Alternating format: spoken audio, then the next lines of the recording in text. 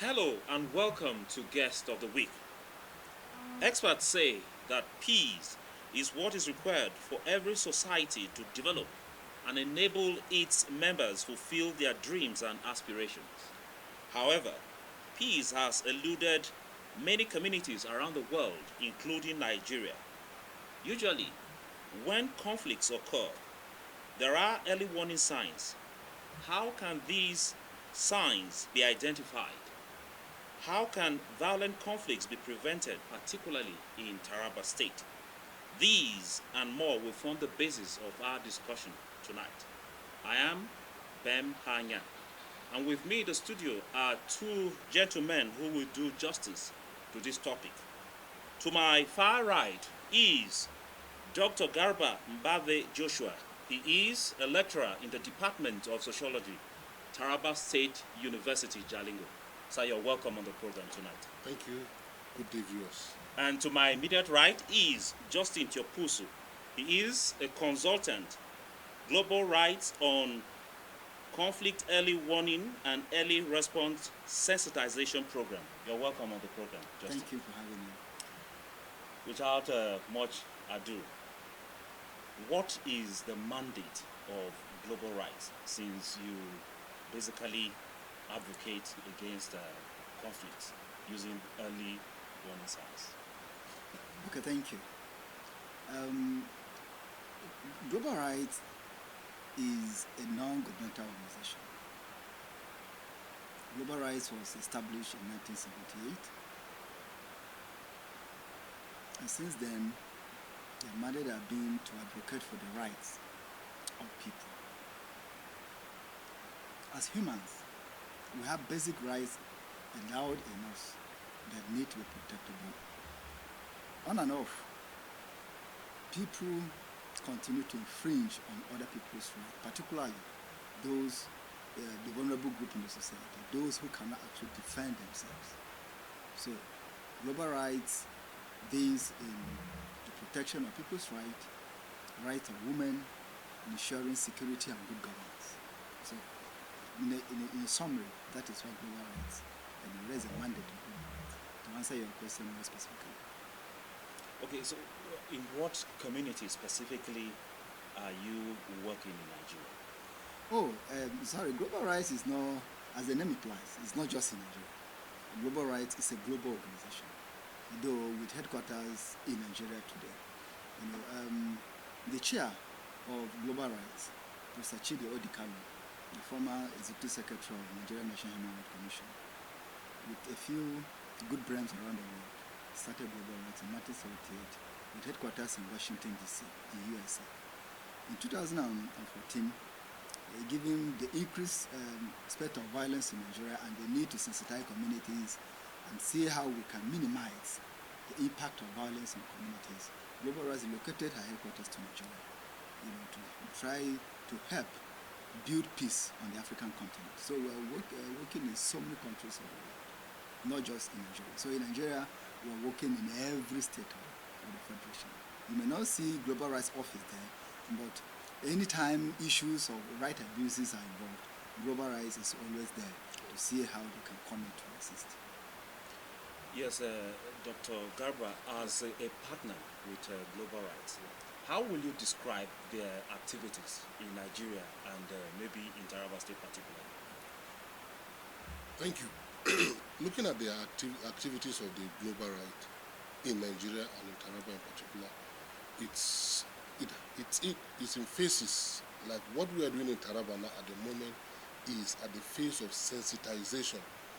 People should get to know that this organization exists and they can actually help get your rights, especially when it comes to issue of communal clashes. And it can also tell you about your right on how to also get whole government accountable. And it is also in that same vein, it is also they work hand in hand with other security agencies. It is not a government of its own. So their activities is guaranteed or regulated by law, and you find out that at the remotest areas, it tries to tell people things they should observe, the changes within their communities, and possibly predict what will happen. and what they should do when these conflicts are happening and after the conflict. But in more time we will discuss the basic issues, but this is just to highlight their activities. Just as you had said, you might not find an office and say this is where you work onto, but if you have an issue and well documented, global rights will help you prosecute and get justice on your behalf. It assists citizens to get justice. This issue of early warning signs, what are these early warning signs, and how should members of the public identify them? In terms of early warning signs, you will notice that you are living in a community. All of a sudden, the community is beginning to rearrange itself in terms of either ethnicity or religion. People from religion A are moving towards a particular direction, and people from religion B are moving towards a particular location. That should give you that all is not well. Because if all were well, everybody will want to stay where it is. So this is one sign. Another sign that you also notice is that there is going to be influx of people into your community, either in large number at once or in trickles, but within the shortest period of time, you will notice that there are a lot of strange faces within your community. These are signs that conflict is brewing somewhere. Hate speech will actually be on the increase. Things that you used to tell to people in the past and then they will take it and laugh, all of a sudden people are no longer comfortable with those things again. You will notice that, sure, the conflict is brewing somewhere. You will also know that there is increase in the spate of cattle and animal rustling or destruction of farmlands. So these are all the signs. So if you are living in a community and you are beginning to notice these things, these are the early warning signs. That's why I say it will be at this level you can mitigate it by running to inform the authorities that this is what you are noticing in your area, so that the community can come in to prevent the attack from happening. So that the community can come in to prevent the Yes. attack from happening. You were nodding your head when Dr. Carver was talking. Maybe you want to add. He actually articulated the issues very well. I just want to add something. Maybe viewers may be thinking that global rights only work to prevent communal clashes, because he specifically mentioned communal clashes. But global rights work to prevent atrocities generally. What are atrocities? Atrocities are wrongdoings that infringe on people's rights. Sometimes they result to injury or even death. Now, it's not just about communal clashes. We have banditry, we have terrorism, we have insurgency. Sometimes people find it difficult to differentiate between insurgency and terrorism. Insurgency, though insurgents attacks government formations like the military bases, the government public facilities, and all of that. Why terrorism deals with the destruction of vulnerable groups or private individuals, are not the civilian population generally. Now you discover that terrorism and insurgency work hand in hand, but there's a thin line. Now apart from that, you have communal clashes. Apart from that, you have issues of rape, you have issues of assault, and then the issues of even assault is in two forms. Women sometimes even assault their husbands assault their wives. So even the issue of domestic violence are also involved. So anything that infringes on somebody's right, global rights is interested in seeing how people can live a sane and just life, and how they can also help government accountable for their inadequacies or their inability to solve the basic human needs. Because one, the government exists for the people, and it is the primary responsibility of every responsible government to ensure that people are safe, to ensure that properties of people, their lives are protected and the properties are safe. So global rights work in all of this. And now talking about early warning signs, just to collaborate what he has just said, you also understand that there are situations where you find yourself, even in Taraba here, where people will run from the farms and then go home and say, we went to farm today and we saw people passing through our communities. Recently, the Christian Association of Nigeria can address a press conference and raise alarm that is increase in banditry, increase in bandits coming into Taraba State. and we are approaching the election season, so that should be a source of worry. So how do we try to mitigate this? When you see this kind of situation happening, as a citizen in a community, it is expected that you report to the community leader.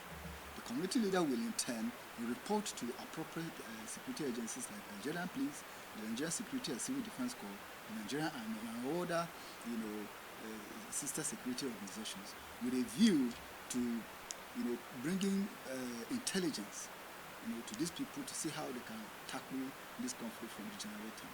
Because as it is now in Nigeria, the lives of people will no longer, matter.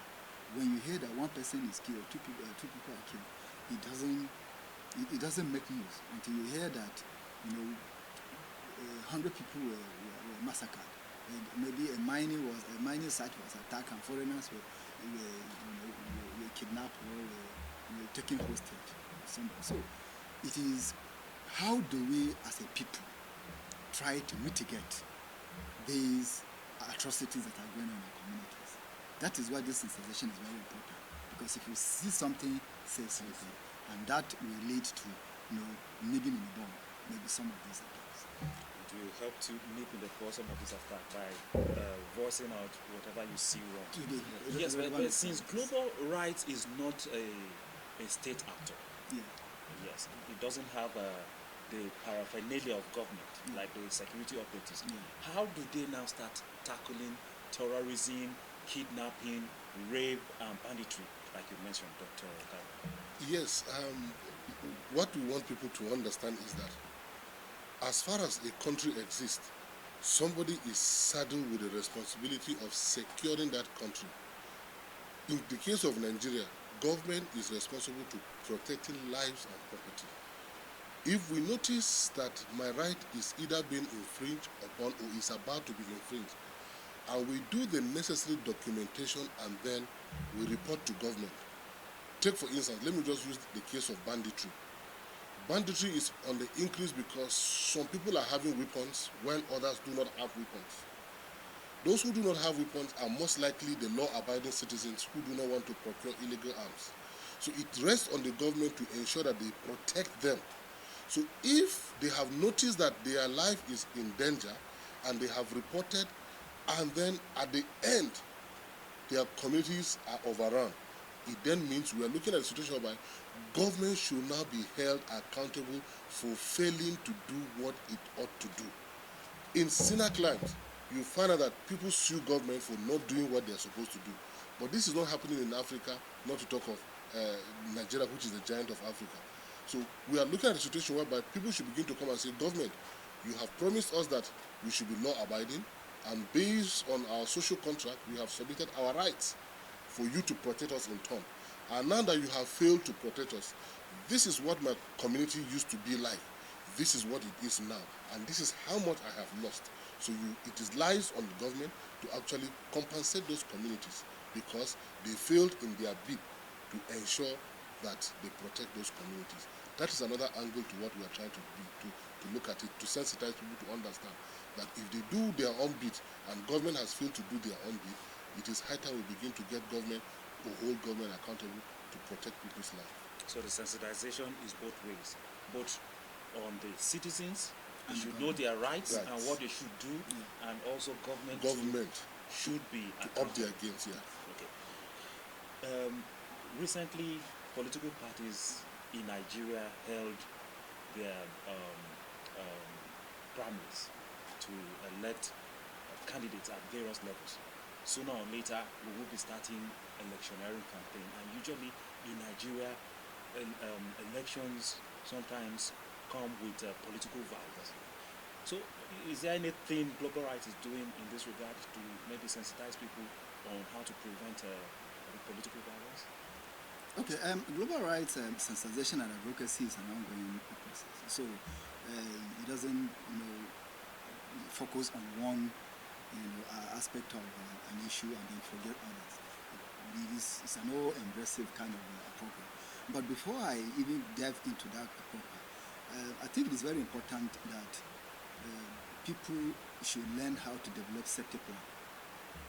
Because for how long would a government, for example, continue to to establish commissions to take care of communities destroyed in Nigeria. Today, they have established a Northeast Development Commission. The conflict in the north, the theater of conflict is gradually now shifting to the northwest. Northwest is not knowing peace. So is it that tomorrow the government will wake up and also go and develop another commission in charge of northwest? North Central is also having its own share of security. No part of Nigeria is safe. So when the government continue to be building development commissions to address issues of terrorism and banditry in Nigeria, that is where citizens need to develop their own safety plans so as to be able to maintain safety in their communities. What are safety plans? Safety plans are plans you make when there is peace, when there is relative peace. Like as you see, it is now in our communities. At least, let's say Taraba here is relatively peaceful. So this is the time that communities need to establish relationship with the divisional police officers in their communities, the police, the military officials in their own communities, civil defense and other security agencies. Get emergency contact numbers and they prepare a safety plan so that when something happens, they'll be able to quickly reach out. And during this peacetime, this is the time you will do clear-cut documentation of what is going on in your community. If you come to Jalingo, for example, or let's take a local government. Maybe you go to Gaso local government, and you go to Mutumbi, and you notice that, okay, in this particular community, we have a number of churches like this, number of mosques like this. You take pictures of public institutions like the schools, the hospitals, and others, and then in your own house you're able to take pictures of your community, and then you know your members of that community. You maintain a list and you keep updating it so that when eventually something happens, you'll be able to have a clear-cut documentation, because he who seeks a justice must have evidence to prove that yes, something happened. So if you are saying your community has been destroyed, you need to have evidence to back up that before this was how your community was. This is a clear documentation of number of people living here, number of properties we have, and all of that. Now, when now that political activities are even picking up, you will find out that on the social media you have the obedience clashing with the Bats and the articulation movement, and then the Kwankose and all of that. They are clashing on the social media. It is a warning sign that this debate that is going on online may, if not a care is not taken, translate physically on the ground. And if you go to where 2 or 3 people are gathered these days, you will see them arguing, defending, both sides. And sometimes they get so flare up at a point that they can even fight. That's to tell you that if care is not taken, we need to hold our breath, or else we may not. A 2023 election will be violent because people will really want to stand for their candidates, and that will bring an issue. Coming down to Taraba here as well, you have key political actors. You already know what is going on. So we need to be careful. We need to do a clear-cut documentation. Apart from documentation, we also need to prepare a safety kit. A safety kit is, should contain a mobile phone, at least with a minimum recharge card, so that if something happens, you'll be able to quickly call the emergency line, or the number of the policeman in your community that you already collect his number and said, or the military person or the civil defense, so as to report that this is what has happened. It is also right that as a consultant of global rights, you can also reach out to me at a point where I write for Punch Newspaper as a Taraba correspondent to Punch Newspaper. So I'm available, I'm reachable, I'm here. And so, but just like he said, Global Rights doesn't work as an independent government. We work with some of these security agencies and other rights, enforcement agencies, so that when things happen and they are not, maybe they are relating on it, we as civil society, we pick it up with them, and then they ensure that what has gone wrong is corrected. So we need to prepare a safety plan that we have turned, even a torchlight, a water keg, and the pain reliever should you got injured, and then you need to at least maybe plaster it and then take a pain reliever to stop the blood from flowing and all of that. So when you prepare all of this, an attack eventually happens, because sometimes you will report all of this, yet security agencies will fail to prevent attacks from happening. But when they happen, it is now safer. It is safer for you having your safety kit to survive, because first of all you have to survive first before you even seek your right. So we need to prepare some of these issues. We need to prepare some of these issues. Doctor, you Yes. maybe want to add to what Justin said? Yeah, just like as I said, there must be life before you can claim your right. So one thing that must happen is that if an attack is coming, a lot of people end up in the hands of attackers because 30 seconds, 1 minute, getting yourself conscious and then know from where attackers are coming so that you can even know the direction to flee is very necessary. It's very, very necessary. And just as he has said, if you're living in your community, now you know that the argument is between people that are living in this section A and this section B. And if there is a clash and you hear that it's coming from section A and section B, so even if you want to move, you must avoid those sections, because if you are found around that section, you are seen as a member of that other person and an enemy of the other one. So you also need to know the routes in your area. Areas, the way you can maneuver to safety, you need to know them. And just as I say, it is now that there is peace that you move around your area and say, okay, if they are coming from point A, I will use this way and get to this place.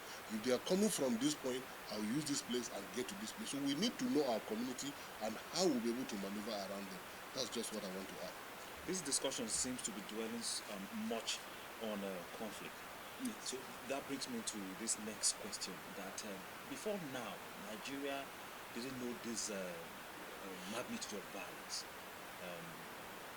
Private individuals carrying arms, hiding in the forest, hiding in the bushes, so as to attack innocent citizens. So is it because we don't have enough security, we don't have enough manpower to safeguard our communities, that these conflicts have persisted and are refusing to go, Justin? I will answer your question in twofold. In the first leg, I will say that I don't want to talk much about the issue of security, because that should be the primary responsibility of those specialists in those areas to handle. But from the information available in public domain, the former president, the former military head of state, Salami Abubakar, was quoted on China's television recently as saying that over 6 million Nigerians having illegal arms with them. It therefore means that there is high level proliferation of small and light weapons in the hands of non-state actors. And how do we get here? How do we get to a situation where we're having over 6 million people taking arms not registered? Security people and those in the intelligence sector will answer that question. But then, we are concerned about conflict, and this particular program is centered on conflict early warning sign, because of the magnitude of the conflicts we are having. There is that need for us to see how we can sensitize the communities to see how they can play safe. And then, when you are safe, before you can even seek justice and even ask government certain questions. Now, when attack happens, and the people run and then you return to their communities, there is, we want to encourage people to, as much as possible, try to pick evidence, like sometimes bullet shells, know the type of weapons that attackers come with. Some attackers will come with machetes, some will come with guns, some will just come with stick, and then they beat people and all of that. There are different forms of different weapons they carry. But if you are able to gather this evidence, it will help in prosecuting your case better. Because if you pick a bullet shell, each bullet shell has a number. The bullet shell will be able, when you bring it to the police or global rights, and we're able to have access to this, the forensic evidence experts will be able to trace where these bullets are coming from. So we can even inform the government or advise the government that, look, this is where illegal arms are coming into Nigeria. Because some of these weapons are produced, ammunition are produced in Russia, some in US, some in UK. There are different countries that produce and then they don't just come into the country, they come through a channel. And so documentation, getting things after the attack, gathering evidences, even the number of houses destroyed and the state of the community generally, plus some of those evidence will help in prosecuting your case and at least trying that you have justice of what has happened. getting the evidence is It's very, very very, key. very, very key. So when you get this evidence, sometimes people who are in these communities are not that enlightened. Yes. So apart from this sensitization that you're doing now on television, in NTA, and maybe you do on the radio, have you gone physically to these communities, maybe to do town hall meetings and so forth? Yes, we are doing that. Just like you said, that this is in phases. We are now at the phase of media sensitization. This program we are doing, we are reaching millions of people. After this, we will now go to vulnerable communities that have come under attack, or communities that are likely going to be attacked because of certain evidences or certain things on the ground that are pointing to the fact that conflicts will erupt in such communities. We are mapping also some of these communities, and we visit them, interact with them, and see how we can educate them to have a clear-cut template of documentation before, during, and after the attack. What they need to do to get, justice from what has happened to them. Time is fast running out. So, Doctor, your last word on this program: what citizens should do concerning their rights, and what government should also do. Yeah, talking to the citizens, I will always say, let love lead. The truth is, nobody chose to be where it is. If a Fulani man delivers and an Igbo person delivers and the children are swapped and the child of an Igbo grows in the Fulani man's house, he will grow up as Fulani, and the Igbo child will grow up as, or the Fulani child will grow up as Igbo. So all these things are just mere identities. We should not take them deep into our hearts and make the divide so wide.